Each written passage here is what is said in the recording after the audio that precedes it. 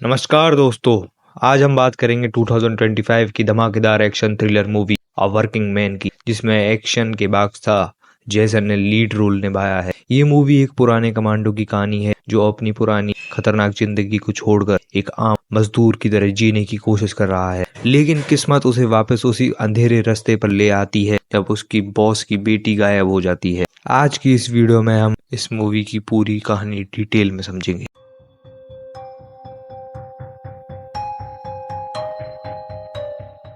कहानी की शुरुआत होती है लिवॉन से, जो एक रॉयल मरीन कमांडो रह चुका है। अपनी पुरानी जिंदगी में लिवॉन एक रूथलेस सोल्जर था जो हर मिशन को अपनी जिंदगी की तरह लेता था, लेकिन अपनी बीवी की मौत के बाद उसकी जिंदगी बदल जाती है। लिवॉन अपनी पुरानी जिंदगी को छोड़कर एक नए शहर शिकागो में सेटल हो जाता है। अब वो एक आम आदमी की तरह कंस्ट्रक्शन वर्कर बन गया है। अपनी बेटी मैरी के साथ एक सीधी सादी जिंदगी जीने की कोशिश कर रहा है। दिन भर मजदूरी करना और शाम को मैरी के साथ टाइम बिताना ही उसकी जिंदगी का मकसद बन गया है। एक रात लिवॉन की बॉस जियो गार्सिया की बेटी जेनी गार्सिया अपनी दोस्तों के साथ बाहर पार्टी करने जाती है, लेकिन वो वापस नहीं आती। जब जेनी सुबह तक घर नहीं आती तो उसकी माँ और गार्सिया फैमिली परेशान हो जाती है। गार्सिया फैमिली के लिए जेनी सिर्फ एक बेटी नहीं बल्कि उनकी जिंदगी थी। जो गार्सिया एक बड़े कंस्ट्रक्शन कंपनी का मालिक है और लिवॉन का मालिक भी। लिवॉन को पता चलता है कि जेनी गायब हो गई है तो उसके दिल में एक अजीब सी घबराहट हो जाती है। उसकी अपनी बेटी मैरी का ख्याल आता है और वो सोचता है, अगर मेरी मैरी के साथ ऐसा होता तो मैं क्या करता। लिवॉन की इस बात से एक एहसास होता है कि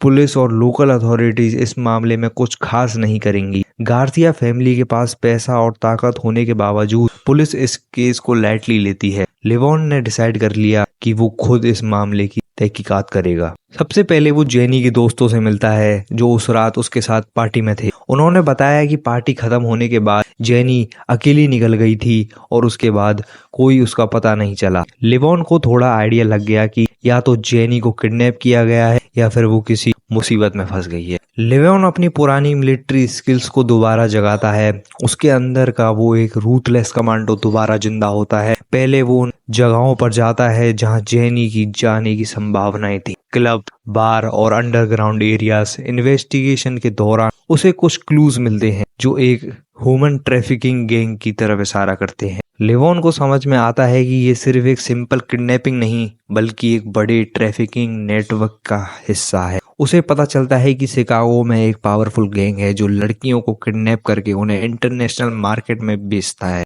लिवॉन को अपने मिशन में मदद चाहिए थी और उसने अपने पुरानी मिलिट्री बड़ी गनी लेक्ट्री को कॉन्ट्रैक्ट किया। गनी एक टफ और डिपेंडेबल आदमी है जो लिवॉन की पुरानी लाइफ का हिस्सा रह चुका है। दोनों मिलकर प्लान बनाते हैं और ट्रैफिकिंग नेटवर्क का पता लगाने की कोशिश करते हैं। लिवॉन और गनी ने अपनी पूरी प्लानिंग के साथ गैंग के अड्डे पर छापा मारा। उन्होंने वहां देखा कि लड़कियां बंधी हुई हैं और उन्हें ट्रक में भरकर दूसरी जगह भेजने की तैयारी हो रही है। लिवॉन और गनी ने बिना किसी देरी से अटैक किया और पूरी गैंग को धूल चटा दी। एक्शन सीन्स बहुत ही रॉ और इंटेंस हैं। पंचेस, गनशॉट और कॉम्बैट स्किल्स का अल्टीमेट कॉम्बिनेशन। लिवॉन ने खुद जेनी को दुश्मनों के बीच से बचा लिया, लेकिन मिशन अभी पूरा नहीं हुआ था। उन्हें इस पूरी ट्रैफिकिंग नेटवर्क को ध्वस्त करना था ताकि और कोई मासूम लड़की डरावनी दुनिया का शिकार न बने। आखिरी टकराव में लिवॉन और गनी ने गैंग के लीडर को पकड़कर उसके पूरे नेटवर्क को एक्सपोज कर दिया। शिकागो पुलिस और FBI को प्रूफ देकर पूरा का पूरा उसका बिल्ड नाश कर दिया।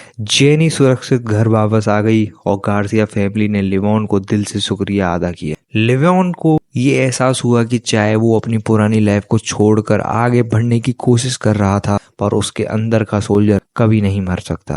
अब वर्किंग मैन एक पावरफुल स्टोरी है। एक इंसान जो अपनी पुरानी खतरनाक लाइफ को छोड़कर नॉर्मल जिंदगी जीने की कोशिश कर रहा था, पर किस्मत उसका इंतकाम लेने से कभी पीछे नहीं हटी। जेसन स्टेथम की धमाकेदार एक्टिंग और रॉ एक्शन सीक्वेंसेस मूवी को एक ब्लॉकबस्टर बनाते हैं। अगर आपको ये मूवी एक्सप्लेनेशन पसंद आई तो वीडियो को लाइक करें, कमेंट में अपना फीडबैक दें और चैनल को सब्सक्राइब करना ना भूलें। मिलते हैं अगली वीडियो में एक और धमाकेदार स्टोरी के साथ। धन्यवाद।